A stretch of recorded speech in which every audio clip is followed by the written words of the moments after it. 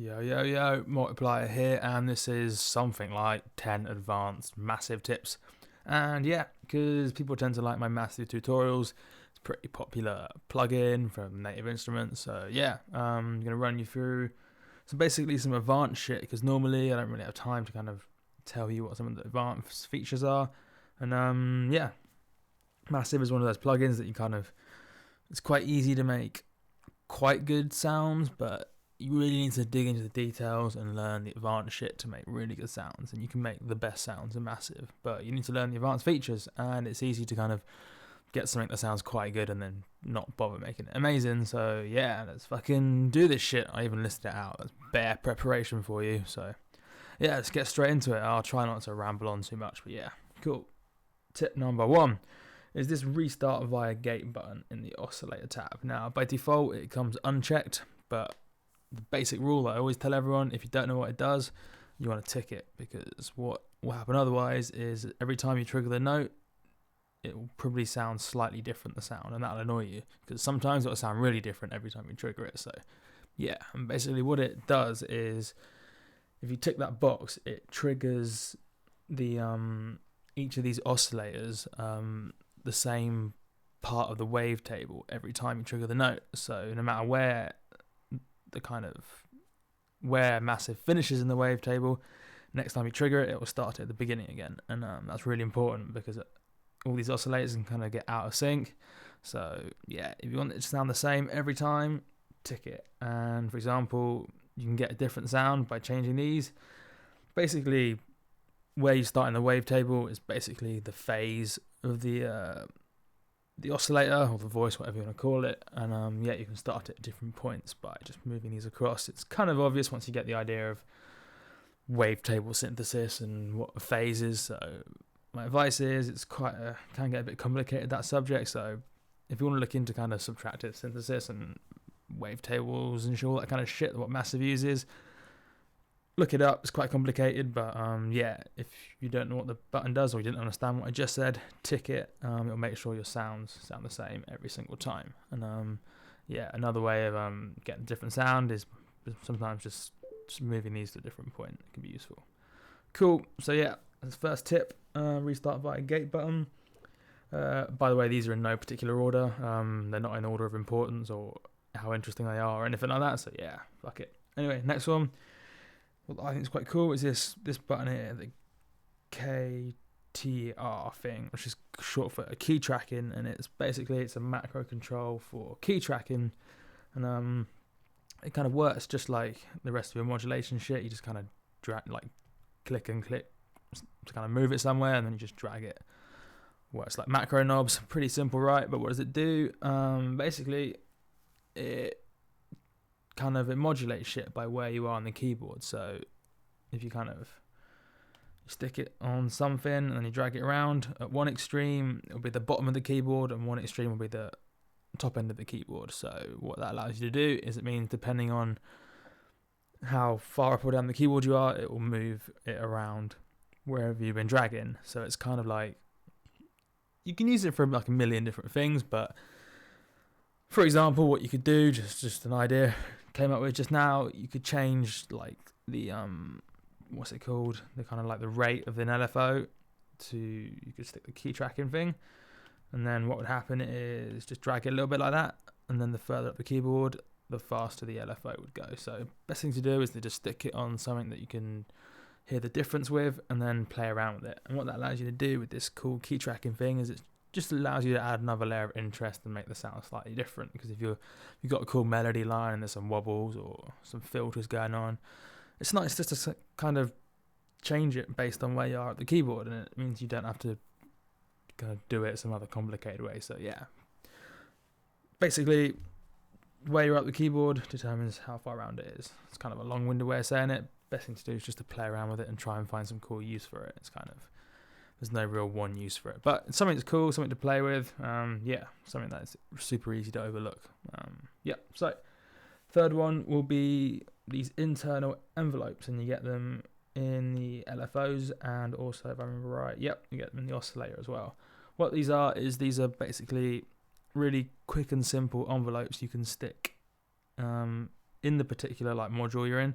So in this case, you can use this internal envelope in the oscillator bit.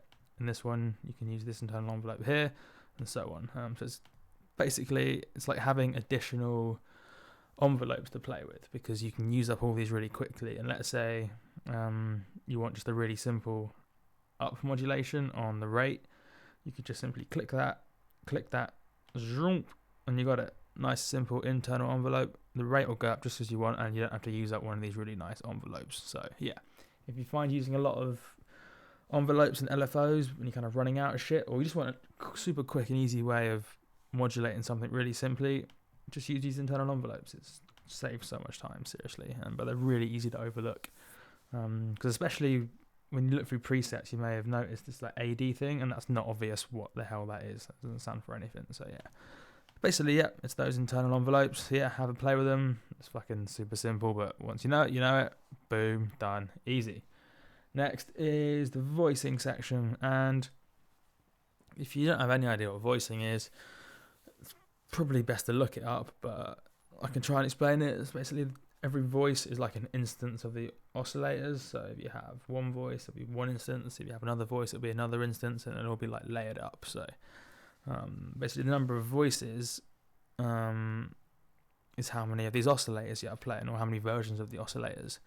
And it gets a little bit more complicated because you've got this number max and this number unisolo. Now, the unisolo number is basically how many voices each note triggers. So by default is 1, so for every one note you press, one voice will trigger, but you can drag it up and it will trigger more voice, like what this number is, that many voices per note. And then this maximum is the maximum number of voices. So in this case, we've got 4 voices from each note, and then maximum 16, so you could trigger up to 4 notes at once, because it's like that's the maximum number. And if you triggered a 5th note, the first 4 you pressed would go mute. So yeah, that's the voicing. And then it gets more complicated because you got all these polyphon, monophon, monorotate, all this trigger stuff. I'm not going to explain all of them because there's quite a few different modes, but best thing to do is look it up in the manual, or just kind of use your own intuition, or learn what the word is legato, or whatever that means. But yeah, if you're wondering what the legato, however you say it is, it's kind of like that glidey thing. But yeah, something you want to play around with. Maybe look it up in the manual, because it fucking take you like 5 minutes to explain all of these. But for example, you can do cool stuff like stick it on monorotate, stick it on legato thriller, and just hold down a note and then bash out the notes. Some cool stuff happens. And then the amount of time it takes for the legato thing to work is determined by this time. So yeah, that's a quick run through all the voicing.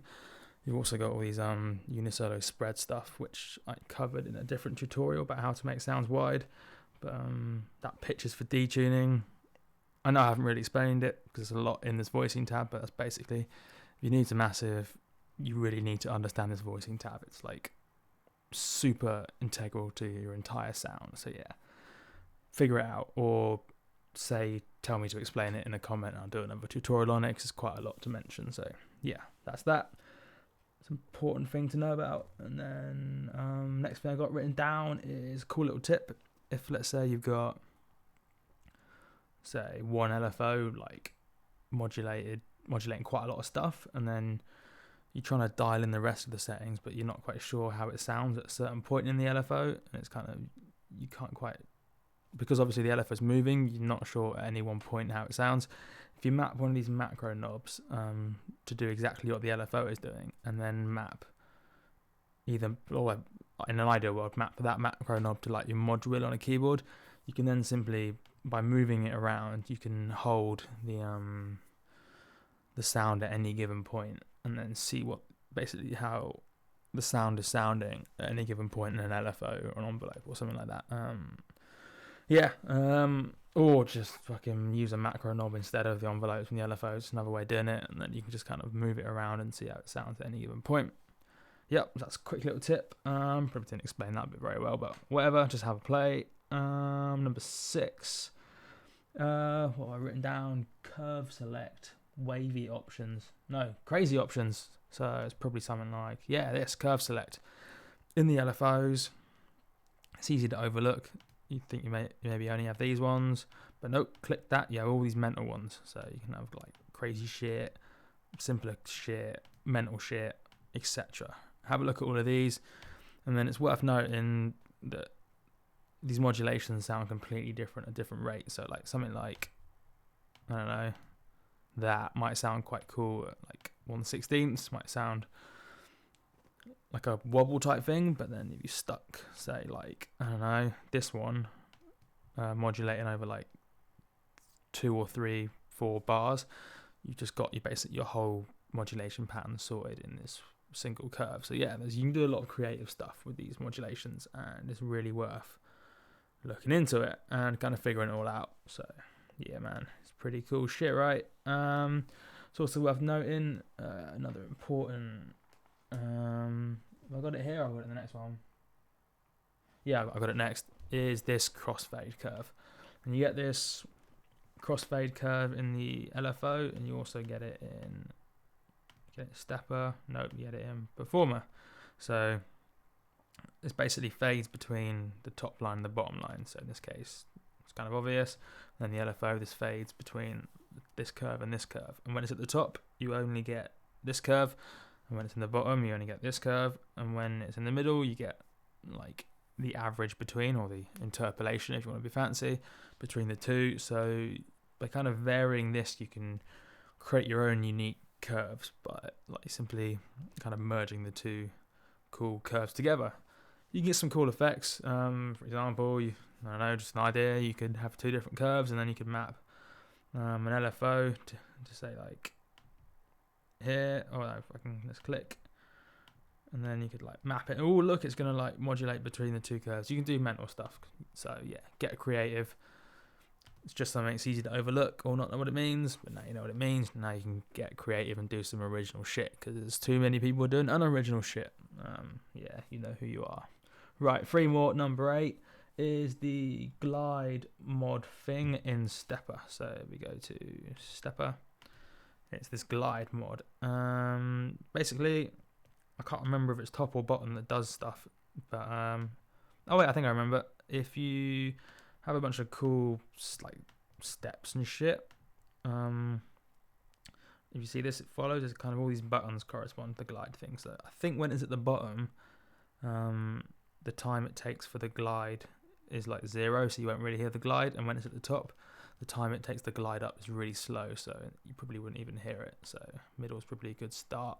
And yeah, you turn on the glide by clicking the buttons, and then instead of simply going from there and then jumping up to there, it will glide up. Best thing to do is play around for it and get a feel for it. But yeah, it's something you can have a play with. It's a nice alternative to using the performer. It's a nice quick alternative, because the alternative in performer would be like having a bunch of like these curves and then a bunch of flat shit, and you'd have to kind of change the heights of all these, and it'd be weird. So yeah, sometimes it's nice just to play around with steps and then having the glide between the steps, and each one of these buttons turns it on or off at any given stage, so you can have certain bits gliding up and then certain bits not gliding up. It's a cool thing to play with. I've shown you it, now have some fun. Cool. So number 9, how quickly is this going? 30 minutes, not too bad. Random button for stepper and performer. Yep, this is super cool. Easy to overlook. Click this button and then click whichever one you want. Randomize levels, randomize glide, randomize all, whatever. And then by clicking that button, randomize your shit. And that's really cool, because what you can do if you're kind of struggling to come up with a riff, or a riff, like a short musical section, but you've kind of rooted your whole system up, but you just can't quite find a riff that you kind of inspires you, whatever. So click random, try it, click random, try it until you find something that's cool. There's nothing wrong with that. That still counts. All the pros do it. So yeah, it's a nice way of coming up with a sound if you're kind of not feeling as inspired. So yeah, random button, easy to overlook, but super useful. And if I feel what to say, this glide mod is basically the time it takes to go from one level to another. So just play around with it. I think the top is the slowest and then the bottom is the quickest, but whatever, have a play. Yep. Final one. Wait, need a quick sip of beer. It's important. Can't even read what I said. Something about routing. Filter routing, yeah, just because I've had a lot of people not really know what's going on with it, and you need to know how the filters are routed. So basically, here you have for each given oscillator, F1 at the top, F2 at the bottom, in the middle. If it's in the middle, this oscillator will go to filter 1 and filter 2. If it's at the top, it will just go to filter 1, and then you can guess what the middle is. It basically fades from all to filter 1 to going into filter 1 and filter 2, and then fades into going to filter 2. Same with here. So that's how it goes from the oscillators into the filters. And then this series and parallel thing. Series is one after the other.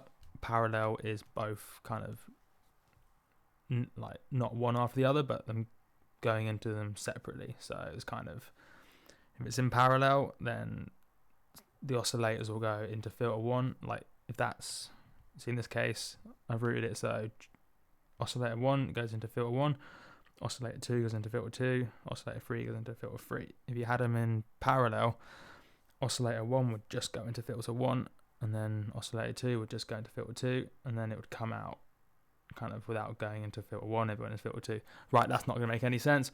Google's like parallel circuit, series circuit, look at a picture, and that will explain it in like 10 seconds. But that's basically what the series and parallel shit means. Once you see a picture of a series circuit and a parallel circuit, you'll know exactly what I mean. And then you can kind of route it as you want.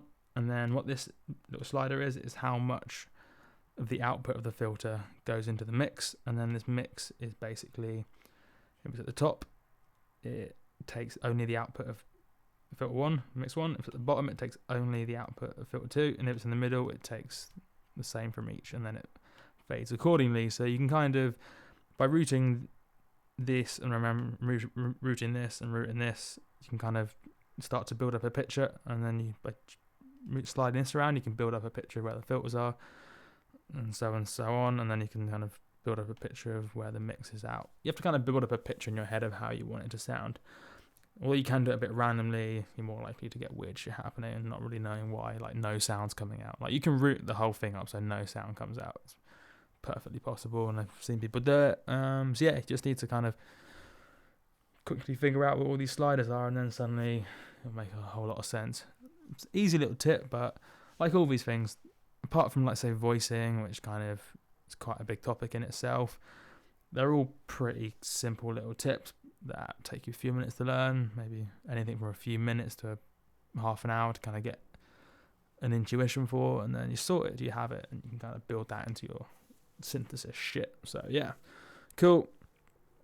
17-18 minutes, quite long, but I got through 10 tips. I've been multiplier. This is massive. So you can make some massive sounds. Check me out, Facebook, Twitter, SoundCloud, all that shit. Beatport as well, I guess, got loads of tracks out. And also check out my label, Relentik Records. I think links to everything is below. Follow me, kind of keeps me doing these videos. And yeah, man, cool. Have some fun. Massive. I've been Multiplier. Bye.